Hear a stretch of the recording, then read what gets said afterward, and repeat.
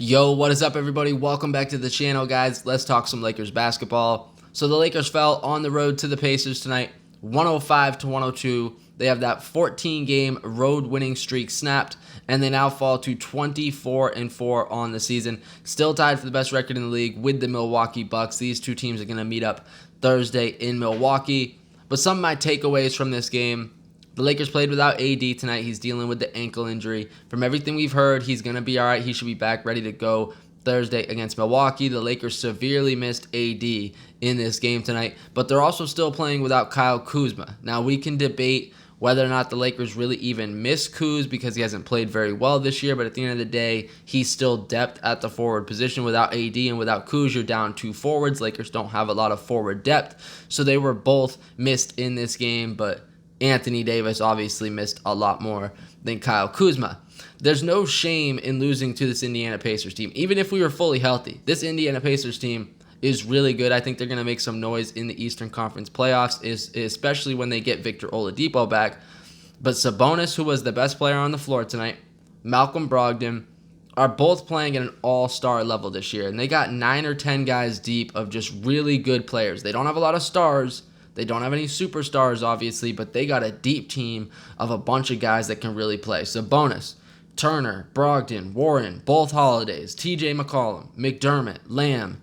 They got a really, really deep team, and when they get Victor Oladipo back, as long as they can keep the chemistry intact, getting him back into the fold, they're going to be a really good team. But the Lakers, despite everything tonight, being without AD, without Kuz, despite LeBron James playing pretty terrible tonight, in my opinion, despite not making their free throws, not making their threes, getting outplayed for the majority of this game, they still had multiple opportunities to win this game late in the fourth quarter. They just didn't execute. Just as simple as that. They didn't make their free throws. They didn't knock down their threes. They didn't get stops. LeBron and Dwight missed 4 free throws in a row in crunch time. Rajon Rondo had a chance to throw the ball out on a Indiana Pacers player with about 8 seconds to go to get the ball back, down 2, but his foot hit out of bounds when he was still touching the ball, and then Rondo couldn't knock down a 3 at the buzzer that could have tied this game. So the Lakers had multiple opportunities to win this game tonight, despite everything that was going against them. Not to mention they've won 14 straight on the road, so they were due to lose one on the road eventually, and that's why I take a lot of positives out of this game. One loss is not going to bother me. The Lakers are 24-4. I mean, they're still the best record in the league. They got some big games coming up.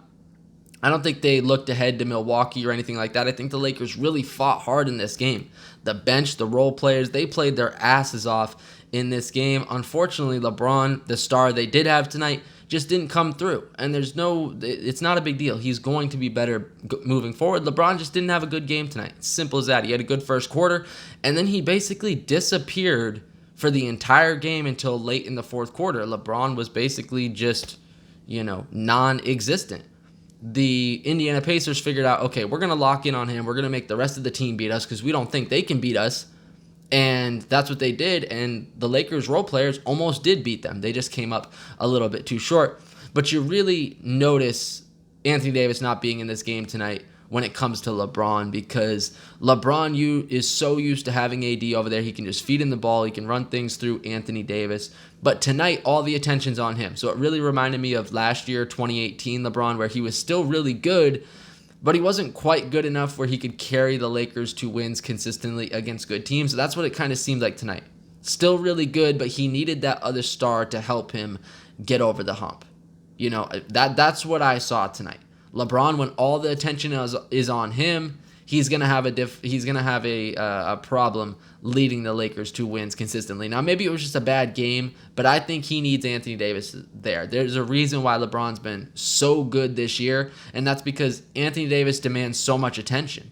Like, when Anthony Davis is on the floor, you can't sit there and double LeBron. You can't throw 2 or 3 guys on LeBron because you gotta deal with Anthony Davis. So it gives LeBron more room to operate. It gives LeBron chances to find other dudes, open shots, because AD is getting so much attention. So, the loss of Anthony Davis was just so obvious tonight. Free throw shooting wasn't good. AD's been our best free throw shooter all year, plus he takes the most amount of free throws. Lakers get out-rebounded in this game by 1. If AD plays tonight, Lakers probably out-rebound the Pacers.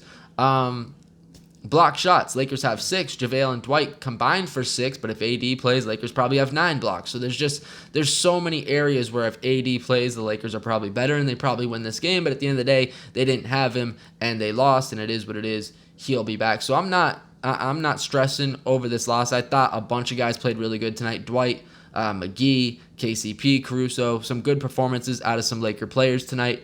And the Lakers looked for a while like they were going to win this game. The first quarter was great. Lakers got out to an 8-point lead. It looked like Indiana was almost a little bit shook. LeBron, Lakers are in our building. Do we want any part of this? And the Lakers got out to an 8-point lead. Looked like they were going to roll. LeBron 11, 6, and 3 in the first quarter. They took a 4-point lead into the second quarter. But in the second quarter, it felt like the momentum started to turn for Indiana. They started getting better shots. Lakers weren't getting as good of shots. Lakers still led by 2 at halftime, but you could kind of see the momentum swinging in Indiana's favor. In the third quarter, the Pacers started hitting just ridiculous threes that they have no business hitting. They got some of that momentum going. Lakers' turnovers didn't help. Pacers got out to a 9-point lead. But credit the Lakers, Caruso, LeBron, they made some plays. Caruso hit a 3, cut it to 2. Indiana ended up being up 78-76 after the third quarter. In the fourth quarter, Pacers hit first, got out to a lead, but the Lakers strike back, went on a little bit of a run. Caruso 3 gave the Lakers a 95-91 lead, and I thought to myself, hey, the Lakers might pull this thing out. They might steal this game. Because if they win this, this is definitely going to be a steal here, because this was the Pacers' game to win. They played better than the Lakers. And I thought, okay, Lakers got a chance here, but then they didn't execute down the stretch. They didn't hit their free throws. They couldn't knock down a shot. They couldn't get stops when they really needed it. And they walk out of here with a 3-point lead, or with a 3-point loss. But you got to look at performances like Dwight Howard tonight. 20 points, 6 rebounds, 3 blocks. He was a monster. He dominated this game. He kept the Lakers hanging around throughout this game. He didn't miss miss a single shot. Battled for rebounds, tip outs, pick and roll dunks. Dwight was a monster in this game tonight. He's been great for the Lakers all season long, which I predicted in my video when Dwight Howard signed with the Lakers. I said he's still got a lot left in him. He's going to be on his best behavior. This is his last chance. He's going to be good this season for the Lakers. But he's even exceeded my expectations. I knew he was going to be good, but I think even the most optimistic person didn't know he was going to be this good. He's been great all year for the Lakers, and he had another big game tonight. JaVale McGee, 10 points, 8 rebounds, 3 blocks. Solid game for JaVale McGee, who's been playing really good lately. Avery Bradley tonight, I don't really know how I feel about this game. He had 13 points, but he was 6 of 14, and he was a -8. Now, the -8 doesn't really bother me because almost everybody on this Laker roster was in the minus today, except for guess who? Alex Caruso. No surprise there, but I don't really like Avery Bradley taking 14 shots in this offense. I just don't. I'd rather see KCP. I'd rather see Danny Green taking shots. I'd rather see LeBron keep taking more shots. 14 shots a little too much for me for Avery Bradley, but he did knock down almost 50%. He had 13 points, so not a terrible game, but also not a great game. KCP tonight, 10 points. He was 4 of 10. He was also a -7. And then Caruso, 11 points, 4 rebounds, 3 assists. He was a +9 in 25 minutes. Tonight, LeBron was a -9. Dwight was a -2. Bradley -8. KCP -7. Rondo -4. Dudley -4. And there is Alex Caruso in 25 minutes was a +9. Good things just happen when Alex Caruso is on the floor. It's just that simple. He's a game changer for the Lakers. He makes practically no money. He's got no ego. He's more athletic than people think. He dunks all over dudes. He can hit threes. He can handle the ball. He's a great team player. I mean, Alex Caruso is a huge piece to this Laker team, and I like to see him get 25 minutes consistently, not 10 minutes and 15 minutes like the last 2 games that he got. I want to see Caruso get 20 to 25 minutes every single game. And then we got Danny Green. He had 6 points, only 4 shot attempts. He was a +5. I would have liked to see Danny Green get more corner threes tonight, but it just didn't happen. And then Jared Dudley tonight, 3 points. He was 1 for 4 from 3, and he was a -4. Dudley, a couple games ago, he was shooting 66% on the season, so Dudley's done his job this year. He plays good defense. He's a good team player. Tonight, just needed 1 more 3 for Dudley to knock down. If he was 2 of 4, Lakers are tied up in this game. But the bench played great, 53 points. I thought they all showed up. They played hard. They competed all night long. It's just their star, LeBron, just didn't have it tonight. LeBron just couldn't do it tonight, and it is what it is. It wasn't his night, but I definitely think Anthony Davis not being on the floor, not demanding all that attention, definitely bothered LeBron in this game because the Pacers are a really good defensive team, and they locked in on LeBron, and they shut him down from the start of the second quarter to basically throughout the entire game. I mean, he was shut down for the rest of this game. When they decided to shut down LeBron, he was basically out of this game. Now, he still ends with his numbers, 29-9, but you know, LeBron's stat lines can a lot of times look good when in reality they weren't very good. Overall, Lakers shoot 47% tonight. Indiana shoots 48%. Lakers make just 8 of 31 from the three-point line. That was the big problem tonight. You know, got to knock down your threes. 8 of 31 is not going to cut it. Indiana was 10 of 25. Lakers make just 8 of 17 shots at the free throw line. Another area you miss Anthony Davis because not only is AD our best free throw shooter percentage-wise, but he gets there the most. So if AD plays tonight, Lakers probably have 5 or 6 more attempts, and their percentage is probably, 10% higher at least. So, Lakers under 50% at the free throw line tonight. That's a killer. Another big reason why the Lakers lost this game. Rebounds. Lakers had 42. Indiana had 43. So the Lakers get out-rebounded in this game. Another area Anthony Davis would have helped. And I don't want to keep going back to that because you're going to have to play games without him. You're going to have to get used to it.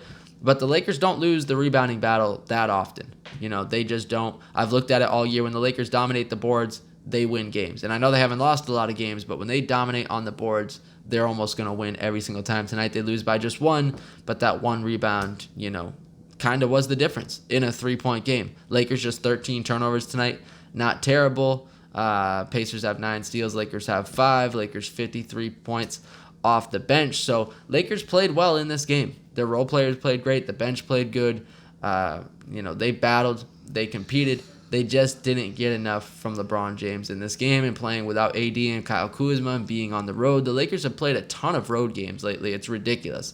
I can't wait until they get back home Sunday against Denver and then the Clippers on Christmas Day. They've just been on the road forever. I don't know exactly how many road games they played to home games, but it feels like they have been on the road forever. So it'll definitely be nice to get back to Staples Center because the Lakers got some big games coming up here. Thursday at Milwaukee. It's going to be the 2 best teams in the league going head-to-head. Going to be some interesting matchups. Is AD going to match up with Giannis? Is it going to be LeBron and Middleton? Bledsoe's out for a few weeks, I believe, so it's going to be George Hill starting at point guard. They got some really good shooters, DiVincenzo, Brook Lopez. They're obviously a really good team, so it's going to be interesting to see how the Lakers match up with them, and it's going to be a really good test for the Lakers on the road. And then Sunday against Denver, and then Clippers Christmas Day. Kawhi, PG, Montrezl Harrell, Lou Williams, all averaging over 19 points per game. They're the only team in the league with 4 guys averaging over 19. They just beat Phoenix by about 25 points. So when PG and Kawhi play, they're dangerous as hell. They are, in my opinion, 1 or 2 for the best team in the league. They're a scary team to play. So Christmas Day is going to be a lot of fun to see how the Lakers measure up against the Clippers. I think it's going to be a great game. Hopefully the Lakers can come out with a win, but after that it doesn't get much easier. At Portland and then at home against Dallas, who's playing without Luka Doncic right now, who's going to be out for a couple weeks, but Porzingis is balling. Dallas just beat Milwaukee a couple of nights ago, so Dallas still a very capable team. So that's the next 5 games for the Lakers. Milwaukee, Denver, Clippers, Portland, and Dallas. So rough schedule ahead, but it's going to be a good test for the Lakers. Hopefully AD can be back for Thursday. Hopefully it's not something that's going to linger more than we think. Hopefully we can get Kuz back soon so we can get everybody fully healthy and really get going on a roll. But tonight, Lakers played good.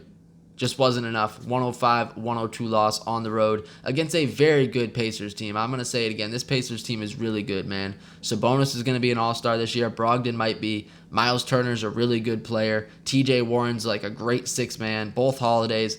TJ McConnell played a great game against the Lakers tonight. Dougie McBuckets, who can shoot the 3. Jeremy Lamb. I mean, they got a bunch of players.